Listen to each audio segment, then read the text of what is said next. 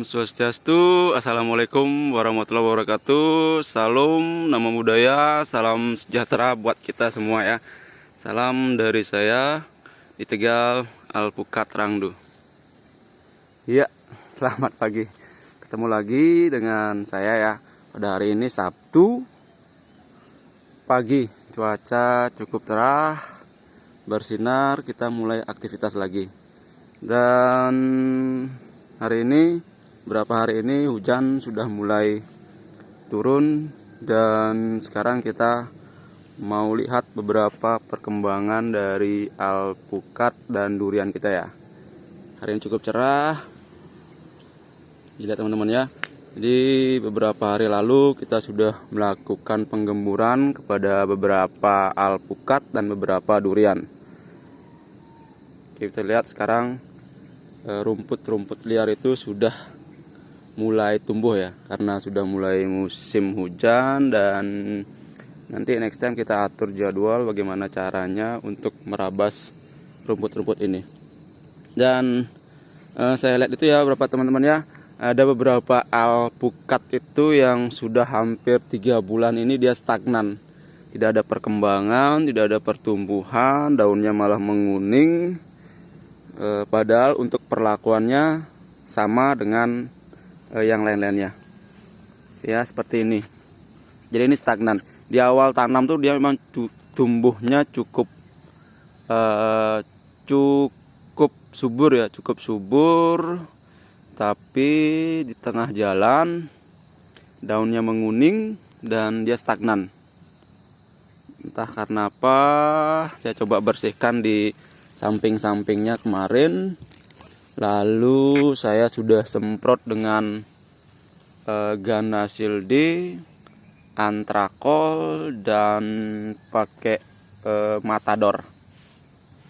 Ya, bisa teman lihat ya. Dan untuk saat ini saya akan istilahnya itu saya akan cubit pohon ini. Saya akan cubit pohon ini, gimana caranya teman-teman bisa lihat. Tapi ini masih praktek ya, masih praktek. Tidak dianjurkan untuk dilakukan. Nah, maksudnya tidak untuk dicontoh. Saya sini coba praktek. Saya mau lihat ya gimana perkembangannya kalau misalnya saya cubit pohon ini, karena dia benar-benar stagnan. Saya akan lakukan pada pohon-pohon alpukat yang stagnan. Ya teman-teman ya.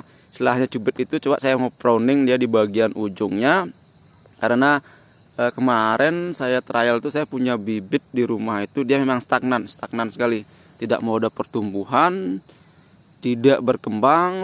Perlakuannya sama dengan yang lain-lainnya di dalam polybag itu, dia tetap stagnan. Lalu saya coba potong di bagian atas dari titik sambungnya ini. Ada saya punya di rumah itu, saya potong. Sekarang dia pertumbuhannya lebih cepat lagi untuk pertumbuhan dari cabang-cabangnya itu. Nah, itu yang di polybag ya. Dan untuk di kebun ini saya akan lakukan dan tidak untuk dicontoh. Saya mau praktek dulu nanti sepertinya hasilnya seperti apa. Mungkin perkembangannya bisa sebulan lagi baru kita lihat dampaknya seperti apa teman-teman ya. Jadi tidak untuk dicontoh. Karena tanaman kecil ini sifatnya masih vegetatif,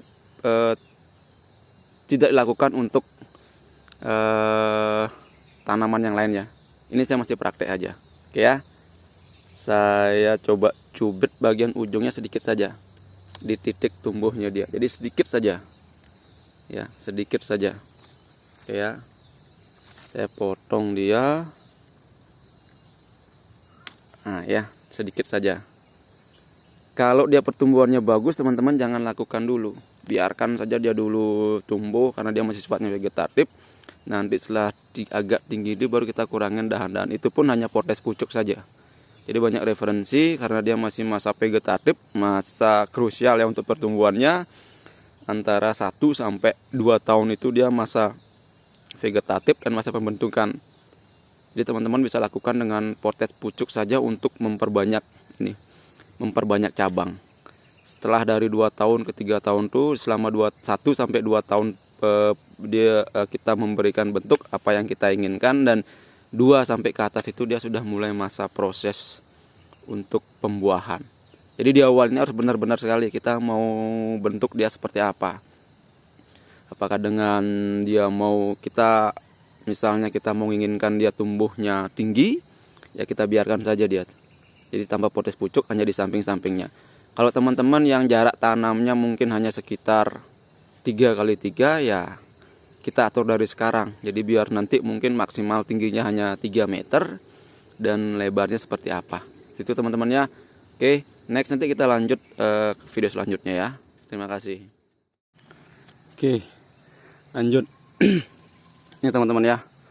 Kemarin ini memang pohonnya stagnan, tidak mau kemana-mana, padahal di sebelahnya cukup rimbun.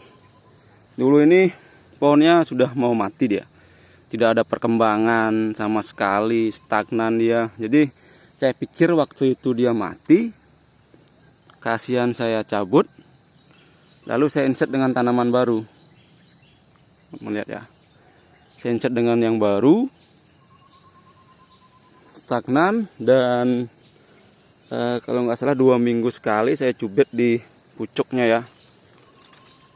Saya cubit di pucuknya, dan sekarang teman-teman bisa lihat pertumbuhannya malah semakin gila dia ya.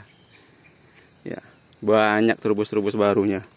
Mau dipindah kasihan, mau dibongkar juga kasihan. Jadi saya biarkan saja dulu ya. Saya biarkan saja dulu, entah nanti seperti apa, ya pasti akan mepet sekali, terlalu mepet. Mungkin dahan-dahannya akan saling bertabrakan. Tapi gak apa-apa ya. Ini kemarin hasil uji coba, hasil praktek. Ya, nanti ke depannya seperti apa kita atur saja batangnya. Karena alpokat ini kita tahu dia adalah salah satu tanaman yang bisa kita bentuk seperti kelengkeng ataupun mangga. Kalau kita perawatannya bagus, mangga itu bisa kita bentuk.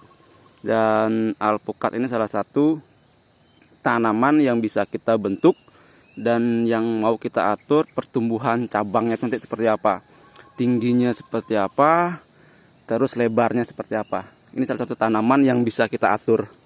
Jadi sebelum penanaman itu teman-teman sudah punya konsep nanti ke depannya pohon ini mau seperti apa. Kalau yang ini ya saya cukup potes-potes pucuk saja ya. Saya cukup potes pucuk di awal ini untuk memperbanyak cabang dulu. Memperbanyak cabang, mana yang sudah bisa di potes, saya potes. Untuk potesnya itu usahakan bukan tanaman muda yang seperti ini ya. Ini biarkan dulu karena kalau kita potes di sini dia ada enzim-enzim itu yang keluar ya, menguap jadi istilahnya ya. Jadi biarkan saja dulu. Mungkin kalau bisa kita tanaman yang sudah cukup tua batangnya. Ya, sudah cukup tua batangnya, dan ini terlalu muda kalau kita potes sekarang dia cairannya itu banyak yang keluar. Kalau yang sudah agak tua tuh tidak dia. Ya, tidak dia, ini baru saya potes. Oke teman-teman ya. Jadi kita lihat ya. Ini hasil dari potes pucuk, dia muncul 3 lagi. Ini juga ya, kita bisa lihat. Dari hasil potes pucuk, lihat dia muncul 3 lagi. Jadi terus seperti itu.